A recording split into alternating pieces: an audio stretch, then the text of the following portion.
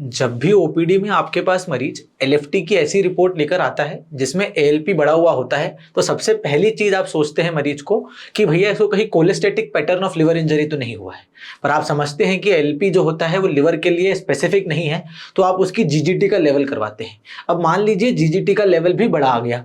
अब आपको समझ में आ गया है कि हाँ, कोलेस्टेटिक पैटर्न ऑफ लिवर इंजरी तो है ही है। तो उसके कॉजेस कैसे याद रखेंगे आप? उसके दो तरीके के कॉज हो सकते हैं, या तो एक्स्ट्रा हेपेटिक कॉज हो या इंट्रा हेपेटिक कॉज हो। एक्स्ट्रा हेपेटिक कॉज में आपको दो चीजें पता रखना है, एक तो बिलियरी प्रॉब्लम हो सकती है और दूसरा पेनक्रियाटिक प्रॉब्लम भी हो सकती है।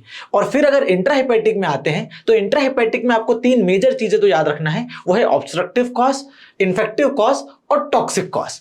अब एक्स्ट्रा हेपेटिक जो कॉज होता है उससे एक लाइफ थ्रेटनिंग कंडीशन हो सकती है जिसको अपन कहते हैं अक्यूट कोलिंजाइटिस। उस अक्यूट कोलिंजाइटिस का एक स्पेसिफिक ट्रायड होता है जिसको अपन कहते हैं चारकोट्स ट्रायड।